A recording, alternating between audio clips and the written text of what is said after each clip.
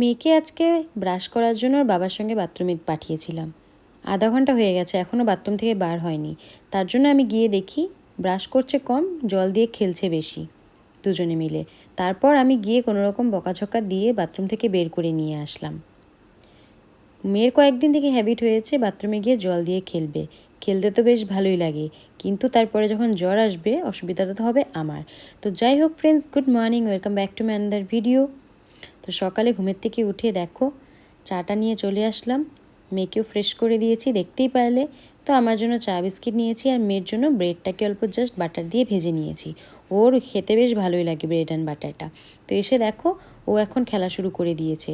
ওর এই সমস্ত যে স্টোর রুমটা বানিয়েছে সোফার উপরে, সেগুলোকে এসে প্রত্যেক দিন একবার করে চেক করবে যে সব জিনিসপত্র ঠিক আছে কি না। ঘুমের থেকে উঠেই চেক করবে, কোথাও গেলে সেখান থেকে এসে একবার চেক করবে যে কেউ কিছু নিল কি না সেখান থেকে। দেখতে পাচ্ছ কীভাবে চেক করছে সব কিছু। ফ্রেন্ডস দেখো, সকালে উঠে পুজোটা কমপ্লিট হয়ে গেছে। এখন আমি খাবো চা, আর সোনা খাবে ব্রেড। না, চা বিস্কুট খাবো। আচ্ছা, চা বিস্কুট খাবে? আচ্ছা ঠিক আছে, তো চলো ঝটপট চাটা খেয়ে নিই।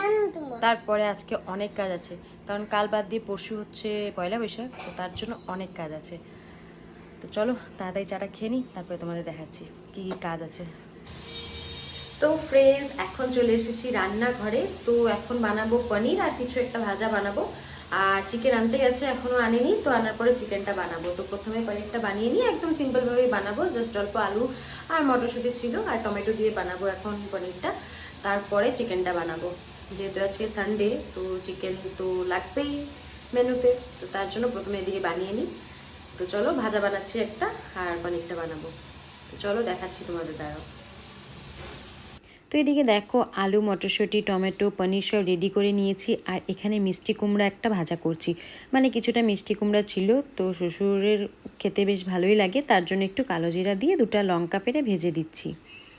তো আমারও কিন্তু মানে মিষ্টি কুমড়ো ভাজাটা খেতে বেশ ভালোই লাগে ভাত দিয়ে। তো এদিকে এগুলো হয়ে গেলে পরে চিকেনটা বানাবো। তো মোটামুটি রান্নার কাজটা শেষ হয়ে গেছে, ওইদিকে চিকেনটা বসিয়ে দিয়েছি। চিকেনটা প্রায় হয়েই যাবে এখনই। আর এদিকে আমি চলে আসলাম বেড কাভারগুলো, বালিশের কাভারগুলো চেঞ্জ করার জন্য, কারণ কালকে বাদে পরশুদিন তো পয়লা বৈশাখ। পয়লা বৈশাখের জন্য সমস্ত কিছু ঘরের যত পর্দাগুলো আছে সেগুলোকেও খুলবো একটু পরে। বাকি যেগুলো বেড কভার আছে সমস্ত ঘরে সেগুলোকে চেঞ্জ করলাম, বালিশের কভারগুলোকেও চেঞ্জ করে নিলাম। আর পয়লা বৈশাখ মানে বুঝতেই পারছো বাঙালিদের মানে কত মানে একটা আনন্দের বিষয়।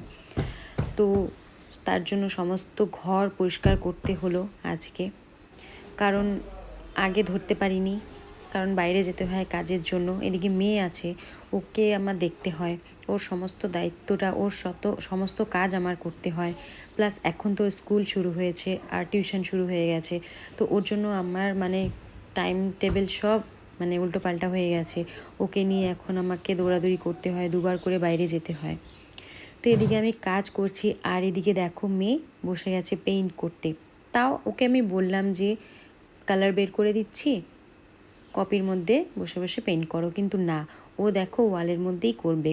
ওর এই ওয়ালের মধ্যে পেইন্ট করতে নাকি খুব ভালো লাগে, এজন্য বসে গেছে। দেখো আবার বাটির মধ্যে জল নিয়েছে, আবার ওটাকে ডাস্টবিনের উপরে রেখেছে। দেখো আজ এই জায়গাটাতে কিন্তু এতদিন পেইন্ট করতো না, আজকে এখানে বসেছে পেইন্ট করতে, এতদিন কিন্তু বাইরের ঘরগুলোতে করতো।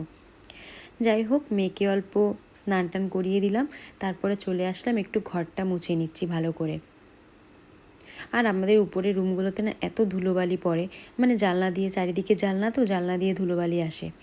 আর এদিকে দেখো মেয়ের এই যে সোফার উপরে কি নোংরা করে রেখেছে, এই জায়গাটা আমি ডেইলি গোছাবো, ডেইলি এসেও নোংরা করে দিবে। তো এখন মেয়েকে ঘুম পাড়িয়ে দিয়েছি, তার জন্য এই জায়গাটাকে আমি এখন পরিষ্কার করে নেব। আর ও জায়গা থাকলে তো এই জিনিসগুলো আমি ধরতেই পারবো না, তার জন্য ওকে ঘুম পাড়িয়ে দিয়েছি, তারপরে এসে আমি এই জায়গাটা পরিষ্কার করে নিলাম।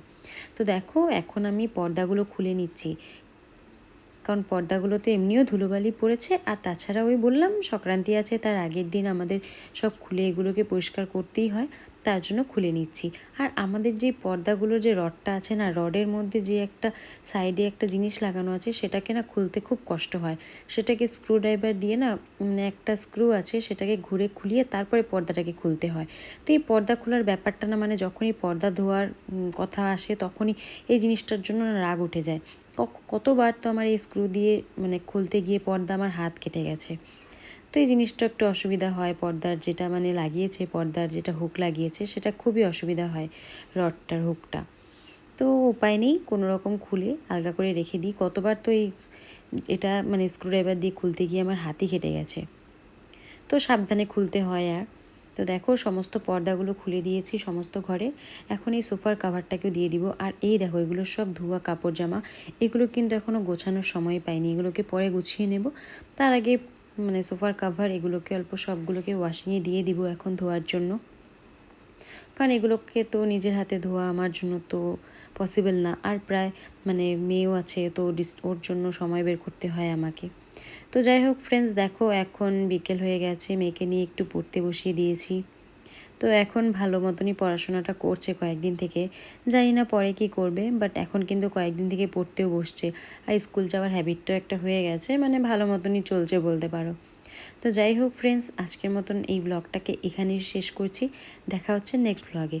আর আমার ব্লগগুলো যদি তোমাদের ভালো লেগে থাকে চ্যানেলটাকে প্লিজ সাবস্ক্রাইব করে দিও। Thank you, bye by.